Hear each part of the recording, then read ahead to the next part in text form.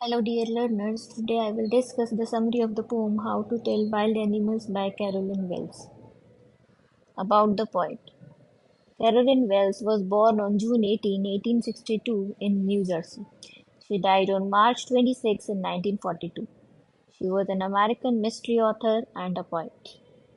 Central idea of the poem. The central idea of the poem, How to Tell Wild Animals by Carolyn Wells, is to educate readers about the dangerous nature of wild animals and to warn them against getting too close to them.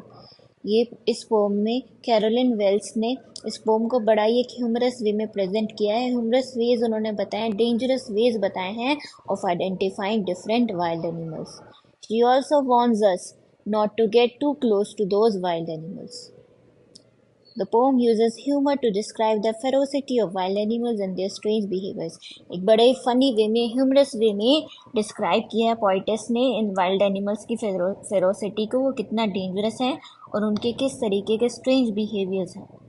तो one by one अब हम summary के through one by one उन अलग अलग wild animals के उन strange behaviours के बारे में पढ़ेंगे. Summary. The poem is describing the various wild animals which are very ferocious and she has introduced them one by one in a very funny way. एक बड़े ही funny way में one by one करके उन्होंने इन सभी wild animals के बारे में उनकी qualities को describe किया, उनके physical features को, physical attributes को describe किया. Firstly, she tells us about an Asiatic lion. सबसे पहले वो Asiatic lion के बारे में describe करती हैं. If you visit the jungles of the east, if by chance अगर हम जंगल्स ऑफ द ईस्ट में पहुंच जाते हैं, there we find an animal with tawny skin. अगर हम एक टॉनी स्किन वाले एनिमल से, यानी कि जिसकी स्किन है ब्राउनिश, येलो ब्राउनिश जिसकी स्किन है, ऐसे एक एनिमल से अगर हम मिलते हैं, फेस करते हैं ऐसे एक एनिमल को, and he roars at us, और वो अगर हमारे ऊपर रोर करता है, then it's an Asian lion.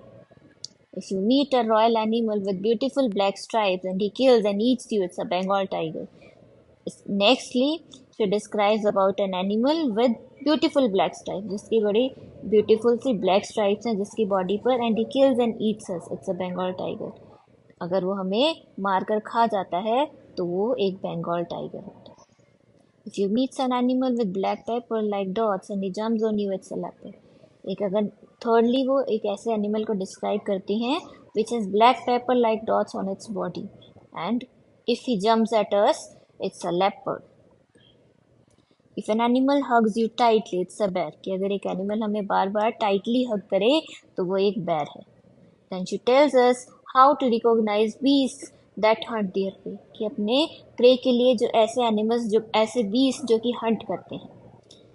Firstly, she describes a hyena through his smile. She explains about hyena's smile and a crocodile stares. कि एक हाइना जब अटैक करता है, अपने प्रे के ऊपर हंट करता है, तो उस टाइम पर वो स्माइल करता है. By its smile we can recognise that it's a hyena. Then she describes about a crocodiles tears.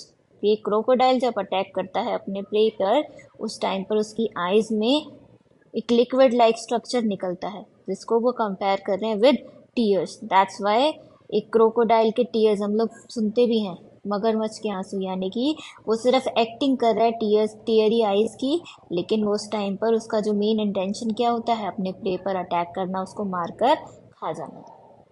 Lastly she tells about a lizard like creature. Finally lastly वो एक ऐसी क्रिएचर के बारे में डिस्क्राइब करती हैं which looks like a lizard. That animal doesn't have any ears or wings which can change its color. और उसकी एक क्वालिटी है कि that it can change its color. Chameleon. ये जो उसकी कलर चेंज करने की जो उसकी क्वालिटी है, उसको हम कैमोफ्लेज बोलते हैं. Now the poetic devices. First one is alliteration. N और N का repetition है novice and non plus में, इसलिए यहाँ पर alliteration है. Enjambment without any punctuation mark, lines continuation में लिखी हुई हैं, इसलिए enjambment. Inversion, if there should to you advance, यहाँ पर जो sentence का structure है उसी को invert कर दिया है, इसलिए यहाँ पर inversion poetic device का use है.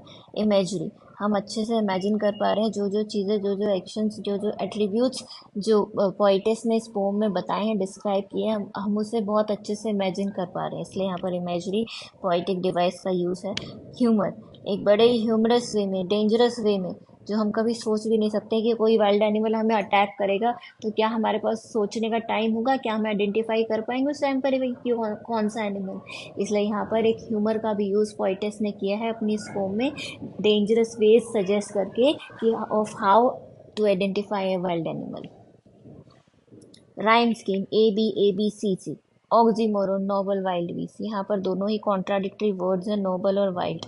कि एक noble wild, noble beast, noble भी है बीस्ट भी है, नोबल भी है और वाइल्ड भी है, तो यहाँ पर ऑक्सीमोरन पोएटिक डिवाइस है।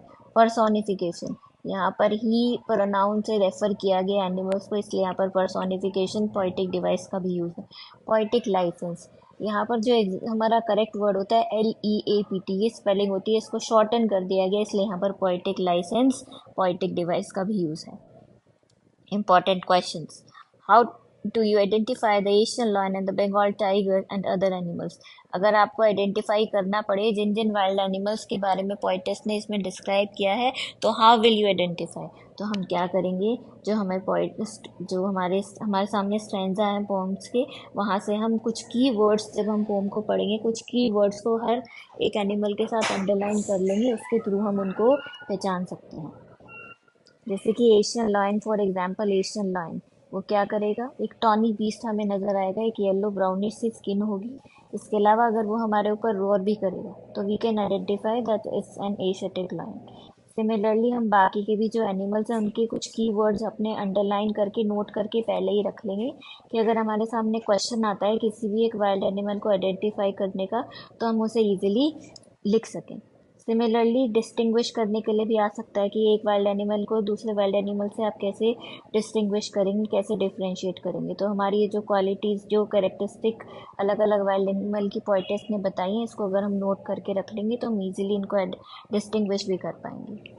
Y does a bear's hug confuse a novice? Next question है कि एक बेयर की हग एक नॉविस को, एक नो सीखे को कन्फ्यूज़ कैसे कर सकती है। कंफ्यूज इस तरीके से कर सकती है कि हमें लगेगा कि जो बेयर है वो हमें इमोशनली हक देना चाह रहा है, लेकिन वो क्या कर रहा होता है, उसका मेन इंटेंशन होता है कि वो हम पे अटैक करके हमें मार दे और खा ले। तो इस तरीके से जो बेयर की हग है वो कहीं ना कहीं एक नॉविस को कंफ्यूज कर सकती है। लास्टली अगर थीम के बारे में अगर आपसे कुछ क्वेश्चन पूछा जाता है कि इस पोम की थीम क्या है, तो इस पोम की थीम यही है कि एक ह्यूमर क्रिएट करना, जिस तरीके से पोइटेस ने ह्यूमर क्रिएट करा है, किस तरीके से डेंजरस वे सजेस्ट किए हैं कि जब कोई एनिमल हम पे अटैक कर रहा है उस टाइम पर क्या हम इतना सोच पाएंगे ये कौन सा एनिमल है, क्या हम उसे आइडेंटिफाई करने का ट्राई करेंगे। लेकिन पोइटेस ने यही डेंजरस वेज बताए कि जब वो आप पे अटैक करेगा, किस तरीके से वो आपके ऊपर अटैक कर रहा है, आप उससे पहचानेंगे कि वो कौन सा वाइल्ड एनिमल है।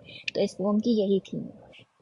इसके अलावा आप जो बैक ऑफ द पोम जो कुछ क्वेश्चन NCERT बुक में दिए हुए हैं, उनको भी एक बार आप रीड कीजिएगा और उनको सॉल्व करने का ट्राई कीजिएगा।